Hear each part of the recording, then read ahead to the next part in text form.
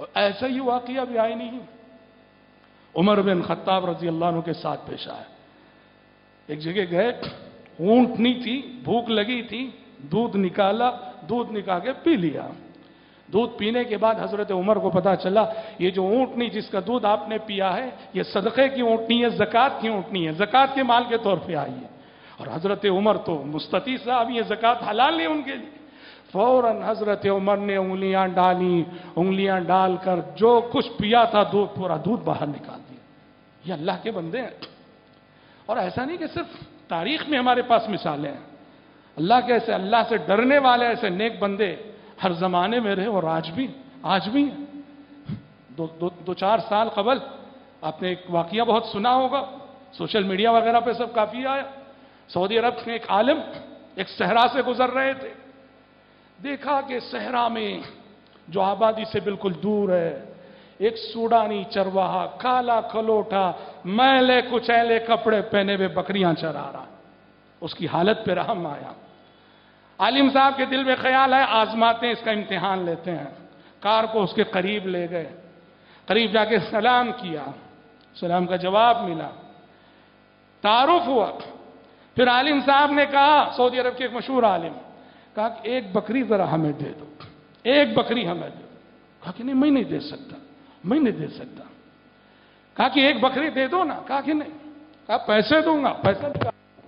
پیسہ نکالا، پیسہ دوں گا. کہا کہ نہیں، میرا مال نہیں. لالچ دی، پیسے میں اضافہ کیا. کہا کہ اتنا پیسہ لے لو، ایک بکری دے دو. کہا کہ نہیں، میرا مال نہیں.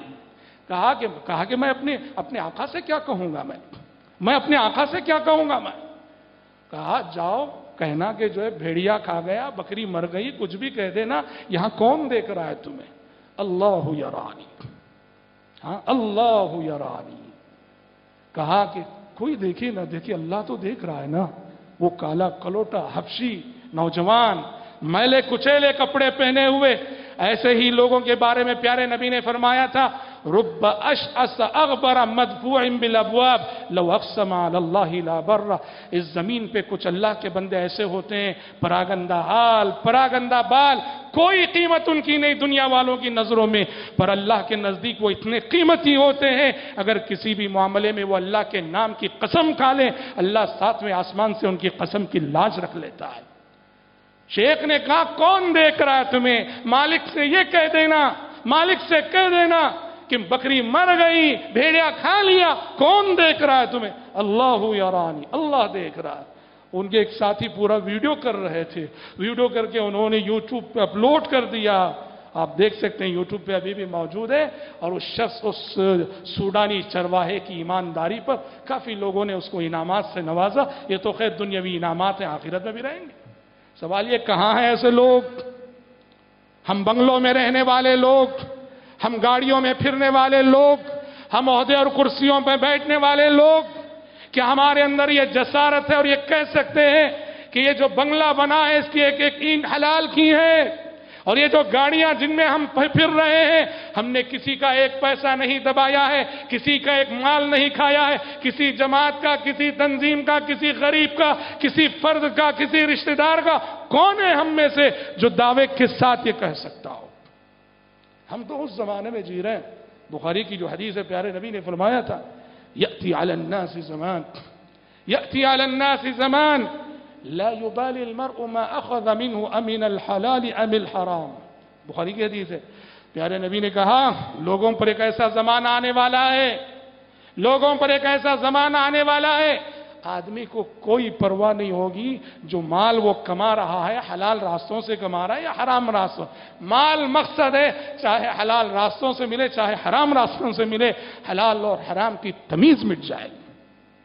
اور بتاؤ، میں شہر بنگلور میں یہ حدیث سنا رہا ہوں جہاں انویسٹمنٹ کمپنیوں کے ان مالکان نے حلال تجارت اور حلال بزنس کے نام پہ قوم کے ساتھ اتنا بڑا دھوکہ کیا، اتنا بڑا دھوکہ کیا جس دھوکے کو تاریخ یاد رکھے گی. ان انویسٹمنٹ کمپنیوں کے مالکان نے دین کو استعمال کر کے، اللہ اور اس کے رسول کا نام استعمال کر کے، اپنی داڑھیوں کو دکھا کر، اپنے جبوں کو دکھا کر، اپنی ٹوپیوں کو دکھا کر ہماری عوام کے مال پہ ایسا ڈاکہ ڈالا. ان کا سارا بزنس غیر شرعی تھا، حرام تھا، اور دعویٰ کرتے رہے حلال بزنس ہم کر رہے ہیں، اور ہماری بھولی بھالی عوام یہ بھی قابل ملامت ہے کہ ہم میں کی اکثر لوگوں کا رویہ غیر ذمہ دارانہ رہا۔ کمپنی کے مالکان کے دل میں اللہ کا ڈر نہ تھا، ہمارے دلوں میں بھی اللہ کا ڈر نہ رہا۔ ہماری حرص نے، ہماری ہوس نے ہمیں زندگی بھر کی کمائی کو لے جا کر ان ظالموں کے پاس ڈالنے پہ آمادہ کیا، اور آج نتیجے میں پوری قوم کی معیشت کی کمر ٹوٹی ہوئی۔ يأتي على الناس زمان لا يبالي المرء ما أخذ منه أمن الحلال أم الحرام۔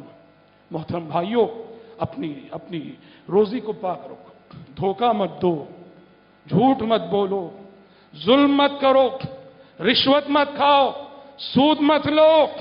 کیوں؟ دھوکے سے کمایا ہوا مال ختم ہو جائے گا، پر ہمارے نامہ اعمال میں دھوکہ باقی رہ جائے گا۔ ظلم کے ذریعے کمایا ہوا مال برباد ہو جائے گا، پر ہمارے نامہ اعمال میں ظلم باقی رہ جائے گا۔ رشوت کے ذریعے کمایا ہوا مال فنا ہو جائے گا، پر ہمارے نامہ اعمال میں رشوت باقی رہ جائے گی۔ سود کے ذریعے کمایا ہوا مال برباد ہو جائے گا، پر ہمارے نامہ اعمال میں سود کا گناہ باقی رہ جائے گا۔